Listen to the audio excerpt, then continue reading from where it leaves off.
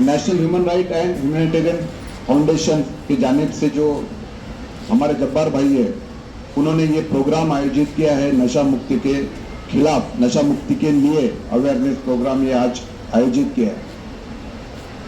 जब्बार भाई पूरे साल कुछ ना कुछ प्रोग्राम करते थे, नशा मुक्ति में तो उनका विशेष योगदान रहा है और मैं उनके हर प्रोग्राम में जाता हूं, क्योंकि अच्छे काम करने के लिए जो लगन चाहिए वो उनमें है।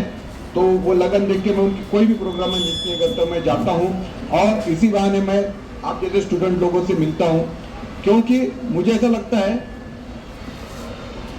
कि आज के 40 साल पहले का मैं वो हूं और आपको ये समझना चाहिए कि आज के 40 साल बाद का मैं आप हूं।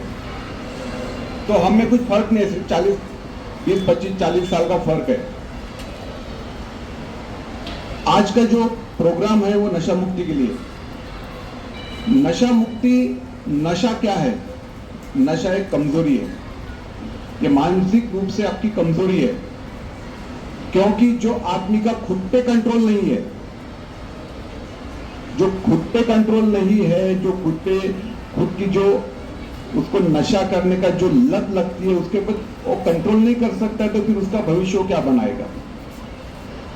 अच्छा, ये नशे के लिए जैसे इकबाल भाई ने बोला है कि 2-3 टाइप के नशा रहते हैं, अलग अलग नशा रहते हैं। ये तो मोटे मोटे तौर पे बोलते हैं कि ये नशा है। ये नशे में ना, ये जो नशे का कारोबार करने वाले लोग हैं, ये बेसिकली टारगेट करते हैं बच्चों को, यंगस्टर्स को। क्यों?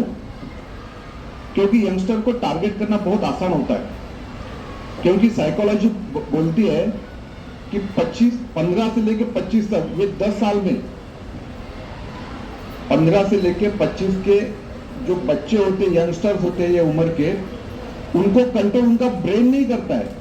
उनको कंट्रोल है ना, वो आपने देखा है वो पिक्चर मुन्ना भाई एमबीबीएस, किसने देखा है?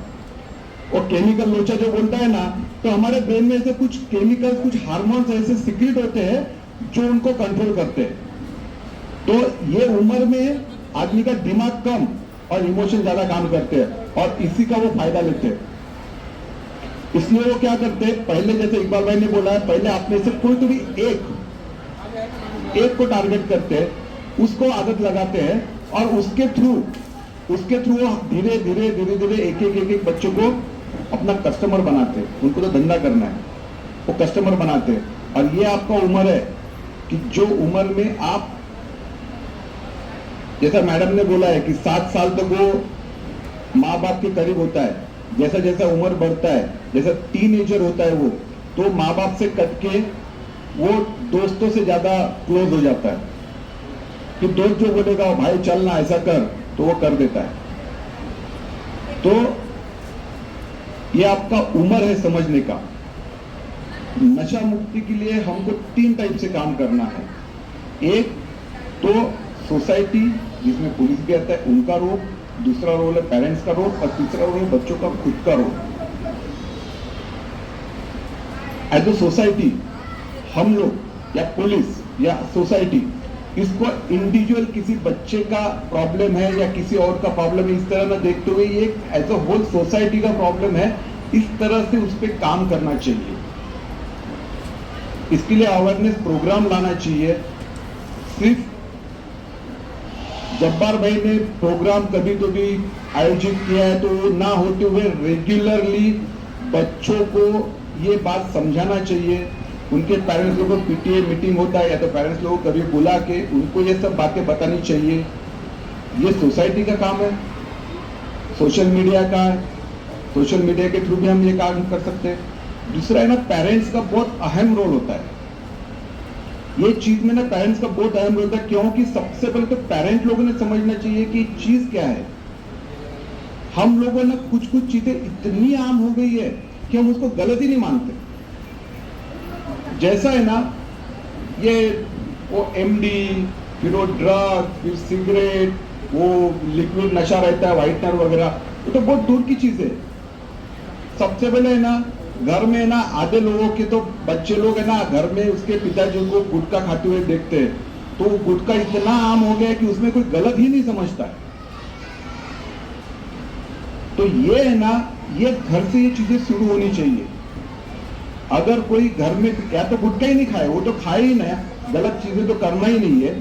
अगर खाता है तो एज अ मदर आपका काम है कि अगर किसी बच्चे के पिताजी अगर खाते हैं तो बोलना भाई आप बाहर जाके खाओ, बच्चे के सामने नहीं खाना, बच्चे को बोलना नहीं, क्योंकि बच्चे को दिखना नहीं चाहिए। क्योंकि अगर वो घर में ही देखेगा वो, तो उसे लगता है कि ये गलत है ही नहीं। इतनी आम और कॉमन बातें हो गई है कि उसको लगता है कि गलत ही नहीं है। सिगरेट पीना, गुटखा खाना, तंबाकू खाना, ये खुद खाते तो खाते इतना आम हो गया कि बच्चों को लाने के लिए पान पट्टी पे बेचते, और वो बच्चा वो लाता है तो फिर लाते वक्त उसके ना उसके मन में क्यूरियोसिटी जग जाती कि क्या चीज है ये क्या चीज है, मैं भी ट्राई करूं। वो एक बार ट्राई करता है, वो ट्राई करने के बाद में ये जो नशा जो है, नशा ऐसी चीज है, नशे में जो जो चीजें इन्वॉल्व है जिससे नशा आता है, वो चीजें ऐसी है कि जो नेचुरली अपने बॉडी के लिए जरूरी नहीं है। आप पहली बार वो करोगे तो आपकी बॉडी उसको अपोज करेगी। फर्ज करो कि जो इंसान तंबाकू खाता नहीं है, वो पहली बार तंबाकू खाएगा तो उसको चक्कर आके गिर जाएगा, वो उसकी बॉडी एक्सेप्ट नहीं करती वो चीज को। मगर आप फिर भी करते रहोगे वो चीज, तो धीरे धीरे वो बॉडी है ना उसको खुद को एडजस्ट कर लेती है। मगर उस चीज का असर जो है आपके ऊपर गलत, आपके बॉडी के ऊपर गलत होता है। और नशे की चीजें ना आपके ब्रेन को, उनका हैबिट फॉर्मिंग रहती है, आपके ब्रेन को वो हैबिट फॉर्म करती है कि अगर एक बार आपको आदत लग गई तो आपको कुछ देर बाद, रेगुलर पीरियड इंटरवल के बाद वो चीज चाहिए ही चाहिए। आपका ब्रेन, आपको टाइम हो गया कि आपका ब्रेन आपको बोलते रहेगा भाई ये चीज चाहिए अपने को, फिर वो कोई भी कीमत पे वो चीज हासिल करने का सोचेगा वो। अभी मैं आपको एक छोटा सा उदाहरण देता हूं। जब मैंने सोचा कि एडिक्शन क्या है, एडिक्शन की चीज ये है कि भाई एक रेगुलर इंटरवल के बाद वो चीज मुझे चाहिए ही चाहिए। और हम सबको एक कॉमन एडिक्शन है जिसको हम कोई भी एंगल से गलत नहीं मानते, वो है चाय।